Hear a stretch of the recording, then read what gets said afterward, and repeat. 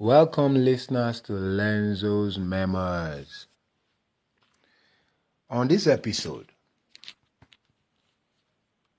the discussion is around COVID, the scourge to the earth, to the world, created motions, activities that we did not know whether we were going to survive or not. We were fighting what we could not see. It's not seen. It's not even perceived. It just comes on you like a ghost. It started from China in 2019. Now, I have been thinking on doing, a memoir on COVID, but as of this morning, going through the Guardian of, I think, the UK, it's been reported that 500,000 COVID cases a day, between 490,000 and 530,000 cases a day, in a province in China. They are still having to deal with it, but what I really don't understand, and the question I'm asking is, it has attained community spread all over the world. That means that, we are already living with COVID. So why is China having so much problems? Well, personally, I wish them luck. I'm not here to judge, but I am happy that the world is much further than we were 2019, 2020, because we have different stories of that period, different personal stories. Some of us lost, loved ones. Some of us almost loved loved ones. Some of us believed, some of us did not believe, different things. But I'm podcasting from Nigeria, and it is only the Nigerian experience that I can tell. A lot happened, even in Nigeria, because we also had our own share of lockdowns. And I'm most grateful to God because based on our population, our casualties were minimal. We lost people. We lost very important people. First amongst them, as far as I'm concerned, was the former Chief of Staff to President Buhari in the name of Abba Kyari. I think it's Kyari. Why it's foremost on my mind is because it was during that pandemic that he traveled to Germany. COVID was never a Nigerian thing. That was when they were working on the Siemens deal. We should not really forget. We should really, document these things in history. Because when we talk of heroes, this lady that helped us at Devon, that saved our lives from, what was the other one? Ebola. These are the true heroes. Abba Kyari is amongst them. The Siemens deal is doing wonders. Transformers are in Nigeria now, but we must always remember how we got here. We lost some heroes.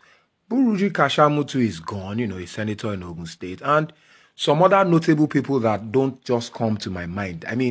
It is not about me calling these names that says that they are better than, some of the loved ones some other people lost. Some people love their breadwinners. But it's all joy. We are now in the future, firmly in the future. It's now a community spread, and, we are learning to cope better with it. Our bodies are adapting better to it. But there are still lessons to be learned. Chief among which is, the Trump leadership of America. He is saying he wants to come back, and it is the right of the Americans to either bring him back or not. But, it's a world, and COVID was a world issue. But remembering that COVID was not an American making, it entered America just the way it entered every other place. And I am also using this opportunity to appreciate the president of Nigeria, the most influential person in Nigeria, President Muhammadu Buhari, for being, on point. You see, one of the things that really, made me proud during that era, just before he entered Nigeria, was how quick the Nigerian government was able to establish protocols at our international airports. I was, proudest when I saw people complaining, foreigners complaining that the protocols were in place in Nigeria before Heathrow in the UK. Talk less of any airport in America. Our country took it very serious. We showed that we had organization, we have structures in place. The president had in, I think, 2018 signed the NC disease control bill into law. The presidency provided funding for them. They opened a lot of labs. Work was going on. Our humanity stood firm in the Nigeria that they condemned. Billionaires came out and contributed billions.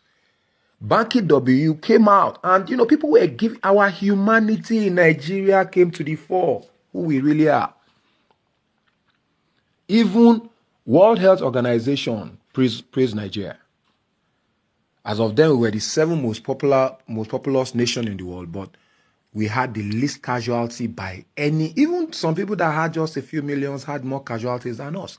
It is a proof of our organizational, skills.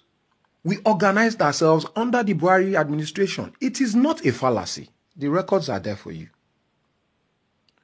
But you see, despite all this, really,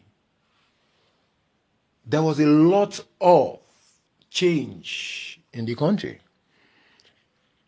That time, people were working from home. These are phenomena. These were phenomena that were new.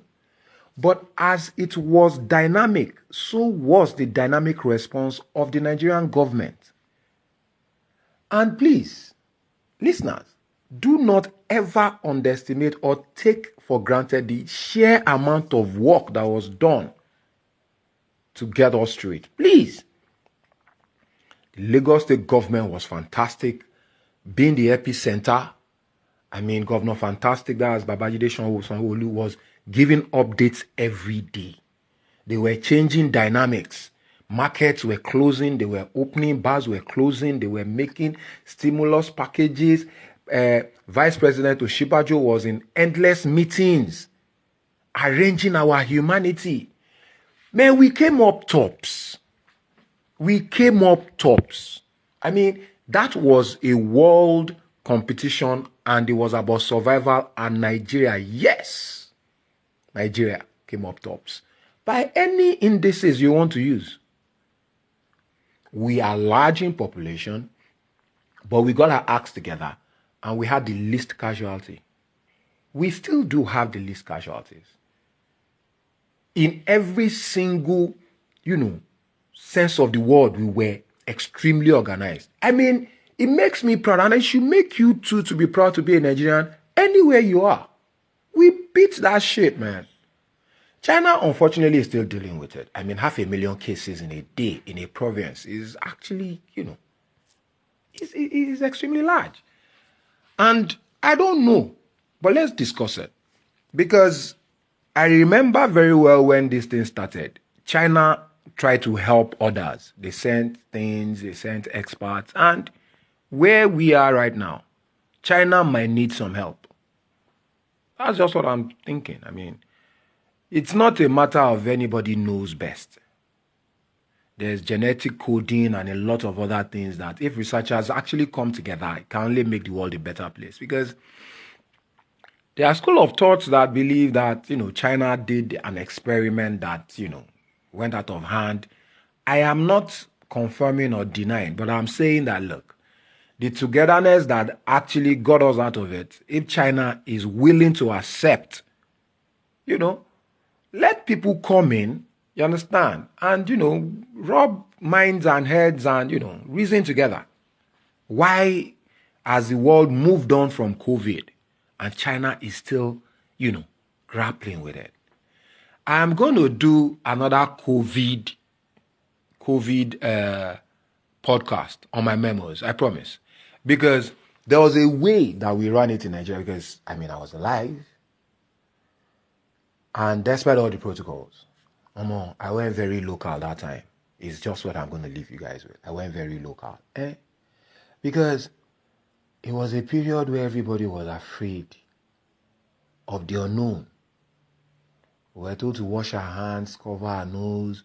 You know, there were designs coming up. I was like, where is the world leading to? Deaths all over the place in millions. COVID took more deaths than any war. In a jiffy, more deaths than any war. Now, whatever had created it, whatever had gotten us there, if it was man-made, it is high time we start playing games with our humanity. I guess we will never know. But governments, ambitions, they should be very careful.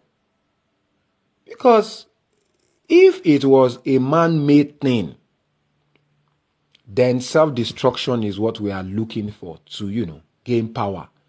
But remember that no matter how powerful your country, yourself, the worst you can do is kill someone. You can't create anybody. So what's the fun in that? A friend of mine, spirit man, he told me one day, and I seem to agree, that the weapon of warfare in the future is food. Think about it. And I really wish China all the best, and I pray they open up.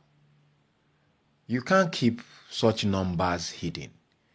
They had to dismantle their strict COVID laws. It's not about a government or your ambition or where you want to be. It's really just about humanity. And I wish you guys all the best. Hope you guys have enjoyed it.